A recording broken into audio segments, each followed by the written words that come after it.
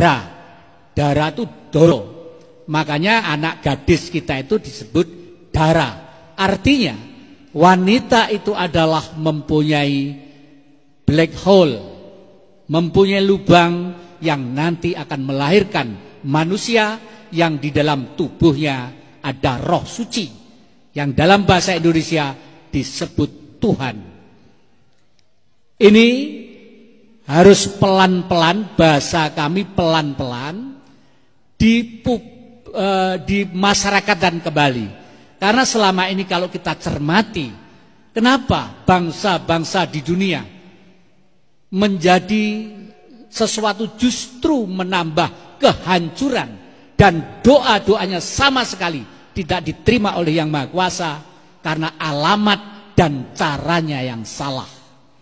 Ini kita berikan kepada adik-adik kita. Ini oleh karena itu Dwara Pala ini perlu kami terangkan, hanya sekedar suatu syarat untuk kembali ke leluhur. Sebenarnya Dwara Pala II ini bukan zaman Kenarok, bukan zaman Singosari, meskipun tempatnya di Singosari. Kalau kita cermati, kita lihat itu fisiknya seperti baby, seperti bayi. Perhatikan tangannya, perhatikan kakinya. Lalu memakai jamang tengkorak-tengkorak. Lalu di sini serempangnya itu adalah ular. Kenapa begitu? Dwara Pala ini dibangun 100 tahun sebelum Masehi. Adalah generasi kerajaan Sailendra yang ketiga. Kerajaan Sailendra yang pertama, tahun pemerintahnya satu orang memerintah pada tahun 1119 sebelum Masehi sampai dengan 701 Masehi. Beliau bernama Romo Simo Wonokerto. Geral menjadi raja Prabu Parikesit Simoludro. Beliau berumur 1100 tahun. Mungkin kita bertanya, apa ada manusia umurnya sedemikian banyak? Kitab-kitab suci, Injil, Al-Quran juga percaya bahwa ada orang yang umurnya 1100 tahun kurang lebih. Beliau itu adalah orang Islam menyebut Ibrahim, orang Nasrani menyebut Abraham, dari bahasa Jawa kuno yang disebut Brahmana. Beliau adalah raja pertama dinasti Sailendra. Setelah beliau diberikan kepada putranya Romo Prabu Baurekso Dipoyono, beliau membrahmana dan tempatnya tidak jauh dari kita, berada di Gunung Penanggungan. Beliau selalu samadhi di puncak, namanya Kendali Sada, dan di sana masih tertata dengan cantik dan rapi. Oleh karena itu Gunung Penanggungan lalu menjadi nama Satrio Mungkur. Artinya seorang yang jiwa nasionalis, jiwa satria, kalau sudah tua, sudah waktunya untuk membrahmana. Bre artinya adalah wahyu, komunikasi manusia antara semesta alam atau Yang Maha Kuasa. Oleh karena itu mantra Jawa mengatakan, Hong wilahing sekaring bawana langgeng, mani ing bumi iso nerawang isining jagat, mani ing ati iso nerawang rasaning jagat. Jadi disinilah, oleh karena itu semua kitab suci juga mengatakan syarat orang beriman harus percaya dengan adanya gaib. Inilah sebabnya di dalam dekorasi ini kami pasang suatu peninggalan yang namanya Alu dan Lumpang, Lingga dan Yoni. Inilah peradaban pertama kali yang disebarkan oleh beliau keliling dunia, termasuk ke Timur Tengah. Oleh karena itu semua juga mengakui bahwa beliaulah bapak-bapak yang menyebarkan agama itu sendiri. Oleh karena itu dengan keyakinan ini tidak ada alasan satupun kita untuk membenci satu dengan yang lainnya. Oleh karena itu Lingga itu adalah ibu, Lingga itu adalah bapak, dan Yoni itu adalah ibu. Ini yang disebar kemana-mana. Kami sudah 2 kali pergi ke Mekah. Tapi mohon maaf, jangan memanggil haji. Karena kesana itu sebenarnya berat. Di dalam surat An-Anfal, surat ke-8 ayat 35 dikatakan, barang siapa pergi ke Baitullah dan berdoa-doa keliling, tak ubahnya dengan orang bersiul atau bertepuk tangan. Mereka kan ku kufur dan rasakanlah asap dariku karena engkau ingkar. Kenapa ini mesti kami sampaikan? Kesana tidak ada jeleknya, saya pun kesana. Kalau Anda punya duit, silahkan untuk kesana. Tapi pulang harus lebih baik dan ngerti artinya itu. Ka'bah itu bahasa Arab, artinya kubus, tidak ada kaitannya jelek dan baik, tidak ada kaitannya surga dan neraka. Yang penting adalah yang menempel di dalam Ka'bah yang disebut dengan Hajar Aswad. Kalau orang naik haji, di sana ada seperti kurungan di depan Ka'bah, lalu ada gunung kembar. Itulah gambaran seorang ibu. Di dalam agama Islam, di dalam agama Konghucu, di dalam Tripitaka, di dalam agama Nasrani, semua ibu adalah satu-satunya orang yang patut kita sujudi. Oleh karena itu sebenarnya orang pergi ke Mekah adalah supaya mengerti bahwa ibu kitalah yang menjadi utusan yang maha kuasa untuk melahirkan kita. Ini perlu kita berikan pelan-pelan, bahasanya pelan-pelan. Kita tidak menyalahkan orang ke sana, tetapi alangkah baiknya setelah pulang ke sana, negeri ini semakin kokoh dan semakin baik. Jangan sampai uangnya yang pergi ke sana sama dengan anggaran belanja negara, tapi pulang malah lebih korat-karit dan banyak orang yang korupsi dan lain sebagainya. Berarti ini harus dievaluasi kembali. Oleh karena itu, ini adalah lambang yang terakhir oleh Bung Karno dikukuhkan sebagai Monas di Jakarta. Monas ini ada lingga, lalu ada segi empat, lumpangnya yoni ibu, lalu di situ ada jalan 4, Merdeka Utara, Merdeka Timur, Merdeka Selatan, dan Merdeka Barat. Maksudnya, hai negara Pancasila, ada 4 keyakinan pokok yang mereka terhimpun dalam keyakinan agama. Meskipun 4 pokok itu akan menyebar menjadi beberapa bagian. Entoh ada 4 dasar. Yang pertama adalah Islam. Islam apapun tujuanmu, satu adalah menuju nilai kemurnian, api mas, sebagaimana Monas yang digemarkan Bung Karno. Demikian juga orang Hindu, Konghucu, dan lain sebagainya. Apapun tujuanmu, kamu akan masuk dalam dunia Brahman. Keyakinan kepada yang witiwisesa supaya atmanmu memancar sebagai titah yang betul-betul mulia di muka bumi. Demikian juga orang Nasrani, kamu harus berani hidup ini disalib. Artinya disalib ini adalah supaya dirimu, jasmanimu, tanganmu tidak akan bergerak untuk merubah situasi yang lebih konyol lagi. Kakimu dipaku supaya kakimu tidak arogan untuk menginjak-injak kemerdekaan orang lain.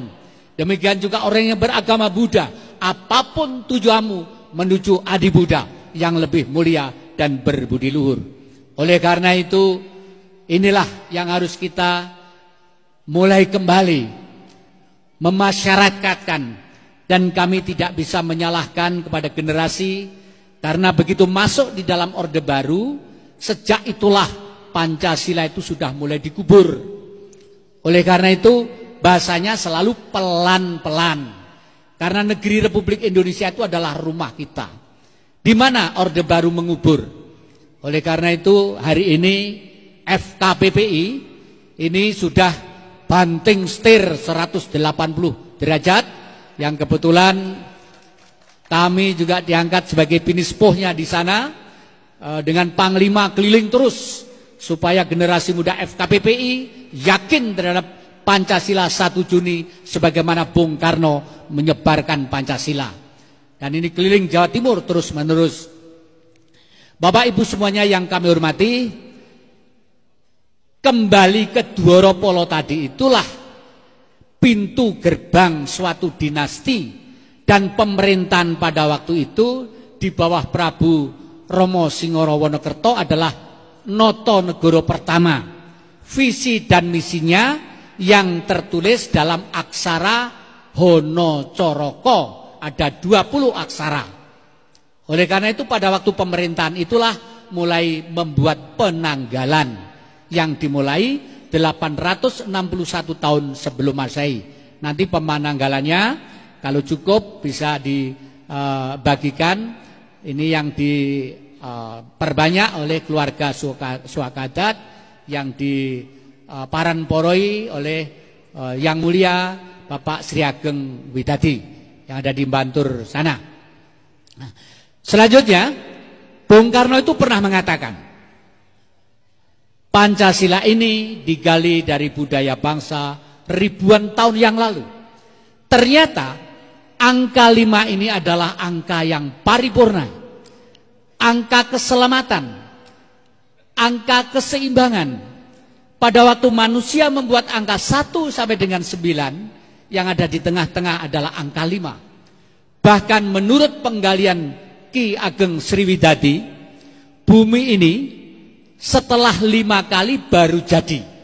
1 kali gagal, 2 kali tidak selesai, 3 kali belum cukup, 4 kali juga tidak sempurna, baru yang kelima menjadi sempurna dan bisa dihuni oleh manusia.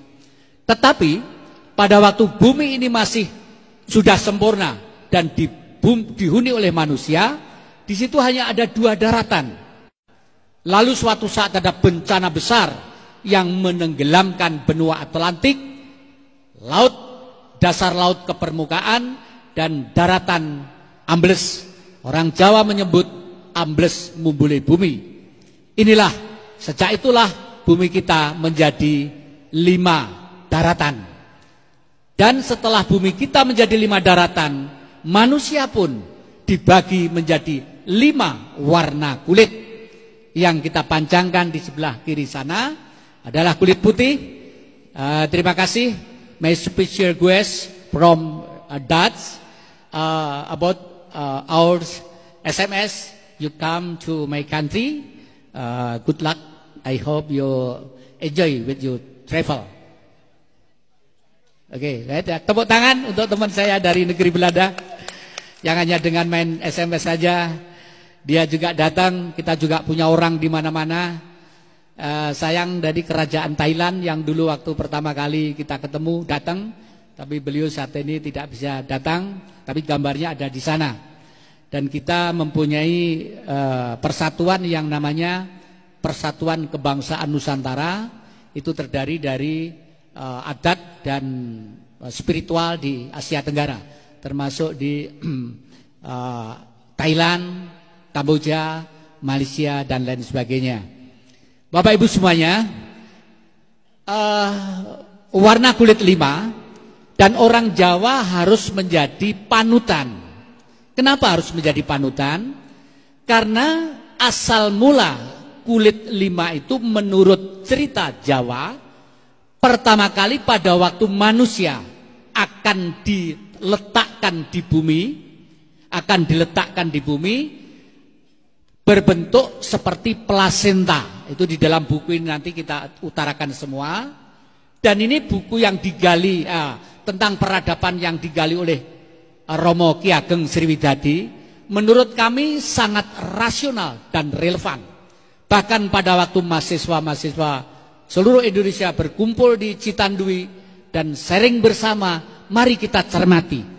Jangan sampai kita menganalisa bahasa itu tidak masuk akal dan tidak relevan dengan pemikiran. Kami ambil contoh, ini hanya sekedar dimasukkan dalam perasaan. Pada waktu kita membaca tentang Taman Firdaus atau Taman Eden, khayalan kita bahwa taman itu diciptakan oleh Yang Maha Kuasa. Disitulah ada Adam. Adam butuh teman. Lalu ada Hawa. Entah diambil dari rusuk 7 atau apa. Dalam pikiran kita, bumi dihuni hanya 2 orang. Kenapa mesti ada peraturan? Apa peraturannya? Buah kuldi itu jangan dipetik. Ternyata manusia memetik buah kuldi. Lalu ada ular masuk. Katanya jelmaannya iblis, katanya tulisan itu. Lalu Adam memetik, diberikan pada Hawa. 2 manusia itulah akhirnya memikul beban dosa sekarang sampai dengan kita. Kami sebagai orang modern yang hidup di abad milenium ketiga, di mana Pentium, 2 core duo, dan digital sudah ada di tengah-tengah kita harus menjemput zaman dengan radikal dan revolusioner dalam pemikiran. Lalu akhirnya para pinispoh kita ajak diam semua, bertanya kepada yang membuat cerita itu. Seorang muda bertanya, "Pak, jangan berkayal. Cerita itu dibuat ribuan tahun yang lalu. Bapak bertanya sekarang, orangnya sudah tidak tahu di mana." Inilah kesalahan kita memberitahu tentang Tuhan selama ini.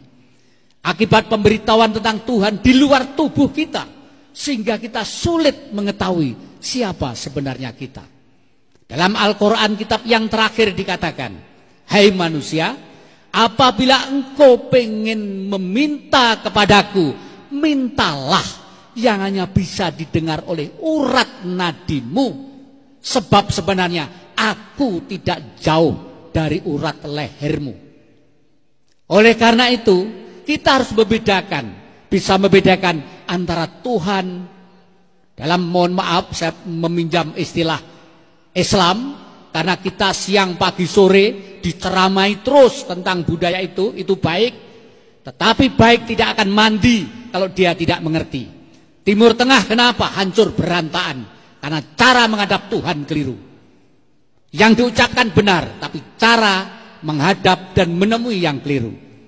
Dan ini sebelum rame-rame di Mesir, sebelum rame-rame di Libya, sebelum rame-rame di Yaman, di Citandui sudah kami pasang bendera putih, merah, putih, hitam. Semua bertanya, "Bendera apa Pak Jati?" Tidak tahu, pokoknya nanti tahu diri. Itulah yang kami prediksi bahwa dunia memang akan diperbarui. Di dalam bahasa orang Islam, asyhadu alla ilaha illallah dan seterusnya. Tapi kalimat ini yang penting, tiada Tuhan terkecuali Allah. Allah adalah Tuhan, tetapi Tuhan bukan Allah. Ini harus dimengerti. Kalau tidak, doanya tidak akan diterima. Tuhan jelas tadi di dalam tubuh kita. Lalu Allah apa? Allah adalah seru sekalian alam yang tidak mungkin dijangkau oleh manusia. Tidak akan mungkin. Kenapa tidak mungkin? Karena kita tidak akan bisa mengukur, menggambarkan saja tidak bisa. Kalau kita berjalan di atas bumi masih real. Sekarang kita di Stiken, ke timur, Bali, Lombok, Irian, Papua, laut, Amerika, Afrika, Sumatera, ke Stiken lagi, masih bisa. Coba kita khayalkan, kita lurus ke timur, ke utara, ke barat, tidak akan mungkin. Itulah Allah, seru sekalian alam. Dan kita hanya diperkenankan sampai dengan ke Tuhan itu sendiri. Akibat kekeliruan ini, manusia menjadi sombong, dirinya menjadi rusak, moralnya menjadi korat-karit, dan akhirnya menjadi predator yang lebih jahat daripada binatang itu sendiri. Di dalam agama Islam juga dikatakan, ciri-ciri hari kiamat ada 2. 1, matahari terbit dari barat, dan kedua, binatang bisa ngomong seperti manusia. Matahari terbit dari barat artinya barat memang maju di bidang teknologi, tapi coba cermati. Barat maju teknologi mulai abad ke-18. Kenapa? Karena 18 ada revolusi industri yang membuat manusia lebih revolusioner untuk bergerak. Tetapi ingat, termasuk negeri Belanda, my special request, membangun kota New York adalah pinjam duit dari negeri Belanda. Tetapi negeri Belanda sama-sama kerajaan adalah negeri yang paling miskin. Tapi kenapa Belanda bisa meminjami Amerika untuk membangun kota New York? Karena Belanda pada waktu itu selama 300 tahun berada di negeri kita. Ada sisi negatif, ada sisi positif. Sebagai orang spiritual tidak boleh menyalahkan manusia. Kita hanya bisa menganalisa sejarah. Sebenarnya hari ini kami mempunyai lukisan Perdana Menteri Churchill dari Inggris. Churchill itu adalah seorang seniman. Inggris itu sudah mau terpuruk. Tetapi begitu Churchill menjadi Perdana Menteri, Inggris bangkit lagi menjadi United Kingdom, dan wibawa sampai sekarang. Inggris pada waktu Raffles memerintah di Indonesia, dalam 2 tahun berapa lontar yang dibawa ke Inggris? 10 ton lontar. Oleh karena itu orang Eropa, saya mengucapkan terima kasih, thank you for my question and your country, because about from Dutch, my temple, candi-candi saya menjadi terbangun kembali. Tepuk tangan kepada candi-candi yang dibangun oleh Belanda pada waktu itu.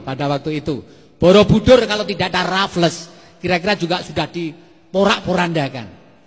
Perlu dicatat juga, kenapa peninggalan-peninggalan itu yang menjadi sasaran teroris dan ekstremis-ekstremis, karena takut kalau sebenarnya ilmu dari sana itu adalah secuil dari ilmunya leluhur kita.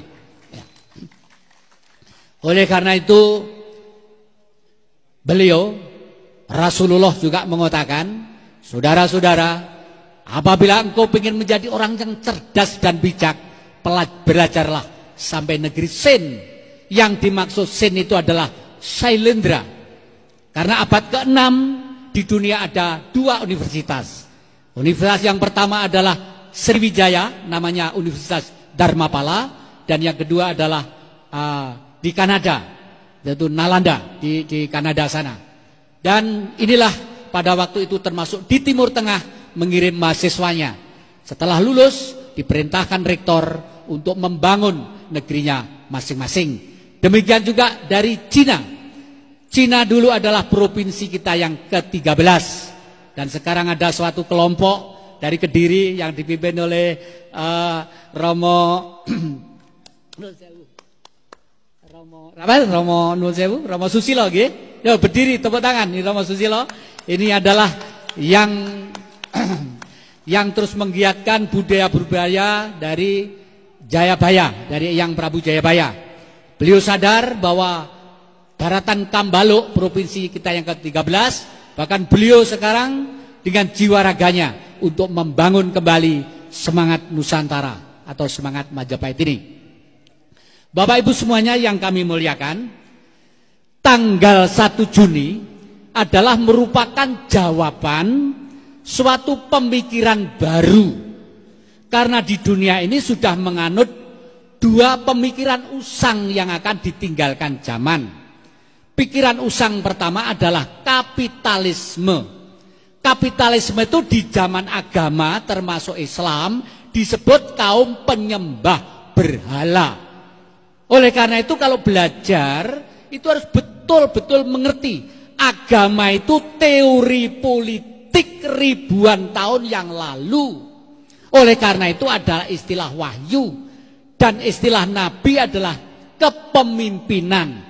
Oleh karena itu Al-Quran adalah kitab terakhir dan Nabi Muhammad Nabi terakhir. Artinya sistem pendidikan seperti itu atau kepemimpinan seperti itu sudah waktunya untuk direlevansikan kembali. Meskipun semua kitab-kitab suci itu benar. Tidak ada kitab satu pun kitab suci yang jelek. Semua yang baik, semua baik. Oleh karena itu begitu masuk ke tanah Jawa, semua orang Jawa bisa menerima. Bangsa Indonesia bisa menerima. Karena bangsa Indonesia itu bangsa yang benar. Bangsa yang ngerti. Apalagi itu ajaran kebaikan. Oleh karena itu harus bisa membedakan arti agama dan arti spiritual. Apa yang digendaki oleh kitab suci. Al-Quran, Tripitaka, Taurat, Injil, Zabur tidak pernah mengelompok-ngelompokkan manusia. Karena semua kitab suci untuk umat manusia. Tetapi akan menjadi kelompok dan golongan kalau itu hanya diyakini oleh sempalan-sempalan dari itu. Di negara Pancasila tidak akan menyalahkan sempalan. Karena kekuatan manusia untuk menjangkau Sang Maha Hidup tidak bisa disamakan. Oleh karena itu Pancasila harus mengayomi dengan catatan agama jangan sombong dan lebih sombong dari Pancasila. Tidak boleh. Pada waktu dulu orang Jawa percaya bahwa istri 4 setelah 6.000 tahun sebelum Masehi Mahmah inti pernah meledak, gunung-gunung meletus semua, kehidupan di daratan habis total. Tapi konsekuensi logis dari hukum semesta alam, plasenta itu tetap berputar-putar. Di dalam cerita wayang ini lahirnya Bima, adalah lahirnya Eyang Badranaya sendiri, Eyang Semar. Bagi orang Thailand, bagi kerajaan Thailand, sosok tubuh ini juga dianggap sosok leluhur yang sampai sekarang dimuliakan. Maka dari itu Semar itu bentuknya seperti ini, artinya manusia, mikrokosmos, semua masuk, tetapi nuwun sewu, raut mukanya adalah raut muka manusia. Lalu Togok, ini mulutnya besar, ininya gede, artinya bumi, apa saja masuk. Oleh karena itu kita, rekan-rekan, jangan sampai memakai istilah sedekah bumi. Itu tidak sopan. Wong bumi kok disedekahi. Seakan-akan kita itu lebih kaya dari bumi. Padahal kita minum minta bumi. Kita biji-bijian mau makan minta bumi. Kita kadang-kadang jijik dipendam di bumi. Begitu mulia bumi ini. Kenapa mesti kita tidak sopan terhadap bumi? Oleh karena itu saya salut kepada rekan-rekan saya Hindu. Begitu nebang pohon satu harus menanam 3. Karena pohon yang umurnya 10 tahun tidak mungkin bisa begitu aja besar dalam sekian hari. Norma-norma Hindu ini dulu bukan agama. Perilaku orang di sekitar sungai Indus. Oleh karena itu, Profesor Dr. Abel Sebastian, seorang ahli sejarah dan arkeolog dari Jerman, begitu terngiang-ngiang terhadap bangsa Indonesia. Bangsa yang hidup di ujung sungai Indus itu nanti, kalau bangsa ini bangkit, orang sedunia tidak ada yang mengalahkan. Karena disinilah peradaban itu dimulai. Di sini ada gambarnya Gatot Kaca. Saya pernah ngomong banyak dengan wakil presiden dari India, namanya Jai Singh, yang pada waktu ada di Gama sana. Orang India saya tanya tentang Weda, bayangannya seperti orang Arab tahu tentang Al-Quran. Ternyata yang tahu Al-Quran itu justru orang yang ada di sini. Yang tahu Weda justru orang yang ada di sini. Bayangannya orang India, sosok manusia itu ada. Sebenarnya tidak, itu adalah Kidung Agung dari Begawan Walmiki, katanya ahli sejarah Eropa. Hidup di India sebelah timur. Sini dulu namanya India Belanda. Laut kita Laut India. Jadi Begawan Walmiki di India Timur itu bukan di Bangladesh atau Lahore atau Madras. Artinya adalah di ini, Indus Island. Indus itu sungai, Island itu pulau. Dari seperti Sidoarjonya Kalibrantas kita itu. Nah, inilah asal mula nama Indonesia. Setelah 3 itu digali, lalu religi menjadi ketuhanan yang Maha Esa, manusiawi menjadi sosio-nasionalisme. Ini adalah nasional ciri khas Indonesia. Nasionalisme banyak teori, dari Renan, dari ini, dari itu, tapi nasionalisme yang berperi kemanusiaan hanya Indonesia. Oleh karena itu di sini juga dikatakan negara di dunia yang bertuhan hanya Indonesia pada waktu proklamasi 17 Agustus 45. Arab Saudi belum negara bertuhan. Di sana adalah negara monarki absolut.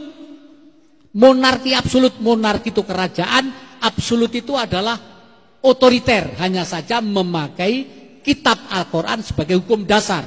Tetapi kalau kita baca Al-Quran, arti demokrasi adalah, hai manusia, engkau keciptakan dari di muka bumi, peliharalah bumi itu untuk kau dan anak keturunanmu. Artinya dari umat, oleh umat, untuk umat. Jangan sampai bangsa kita, generasi kita hidup seperti itu.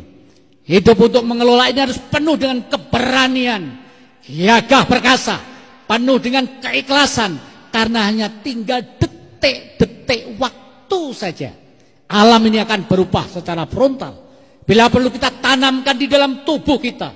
Ayo saudara-saudara, mulai Sabang sampai dengan Merauke, kita rentangkan tangan kita sebagai rentangan Bhinneka Tunggal Ika. Kita cengkeramkan kaki kita seperti mana kaki Bhinneka Tunggal Ika. Bhinneka Tunggal Ika, Eka Prapta Nusantara Tanhana Dharma Mangrua, Bhinneka Tunggal Ika. Bila perlu yang muda, ayo buka dadamu. Iki dadaku, mana dadamu? Dan ini harus saudara-saudara, khususnya yang muda-muda, karena kita sudah amat terlambat. Negeri ini sebenarnya berkali-kali kami katakan sudah tidak bisa dikatakan negeri Pancasila. Tadi betul, artinya 1 Juni Mukaddimah dan Undang-Undang Dasar itu satu paket. 1 Juni itu adalah universal untuk umat manusia yang tertera di dalam perisai Garuda Pancasila. Bintang ketuhanan yang Maha Esa, banteng kebangsaan, ringin kemanusiaan, rantai kerakyatan, dan padi kapas adalah keadilan sosial. Peringatan 1 Juni adalah harus membaca itu, karena ini untuk dunia, untuk orang Arab baik, untuk orang Amerika baik, untuk orang-orang baik, orang Eropa baik, untuk orang Cina baik. Adapun untuk bangsa Indonesia, seperti yang tertulis dalam Mukaddimah, karena itulah karakter Indonesia, bahwa sesungguhnya kemerdekaan ini adalah hak segala bangsa. Dan oleh sebab itu, semua penjajahan di muka bumi ini harus dimusnahkan dan dihancurkan, karena berlawanan dengan peri kemanusiaan dan peri keadilan dengan rahmat Tuhan yang Maha Esa. Itulah suatu fondamen, sehingga untuk menjaga negeri ini, mulai lautnya, mulai pulaunya, harus dijaga dengan undang-undang dasar. Dan mereka sudah bisa maju sekian langkah. Ingat, Timur sudah lepas dari kita. Mereka politikus di blok barat, khususnya di Amerika, yang diperjuangkan seorang senator yang namanya Leo dari negara bagian Okiana, sudah masuk ke dalam jurnal Senat Amerika, bahwa yang dimaksud Indonesia adalah Jawa, Bali, Lombok, dan sebagian Nusa Tenggara Barat. Sumatera, Kalimantan akan masuk menjadi rumpun Melayu, dan Nusa Tenggara Timur, Irian, Sulawesi, Ternate, rumpun Melanesia. Itulah sebabnya Miss Sargent yang akan kawin dengan Obahoro, kami terus menulis di surat kabar harus dipisahkan perkawinan itu, karena mereka akan menanamkan pikiran-pikiran bahwa orang sana dijajah orang Jawa dan lain sebagainya. Bung Karno memberi nama Irian tidak sembarangan. Irian itu artinya, itu adalah berkembang. Ro itu sinar halus, atau wujud real kehidupan. No itu N sigma. Irian adalah sinar halus yang bercahaya, yang tidak akan berhenti. Itu harus dimuliakan supaya kembali ke ibu pertiwi kita. Tetapi mereka sudah bisa melepas Timur lewat kelalaian kita, lewat kesembronoan pemimpin kita, dan lewat kebelingernya pemimpin kita. Oleh karena itu mereka sekarang sudah membuat satu segitiga permuda antara Tokyo, Timur Leste, dan Washington. Tujuannya apa? Mereka membuat satu konsep. Sekarang dunia sudah kelabaan dengan perubahan alam Eropa, ekosistemnya dan ekonominya sudah terpuruk. Mereka hanya mengandalkan Asia, dan sejak Taurat, Jabur, dan sampai dengan Al-Quran, jelas sekali bahwa negeri kita itu adalah negeri surga yang harus kita jaga. Sebagaimana leluhur kita Sriwijaya menjaga suatu kehidupan. Dan kita tidak anti terhadap siapa-siapa. Nasionalisme Bung Karno adalah nasionalisme yang bersifat kemanusiaan,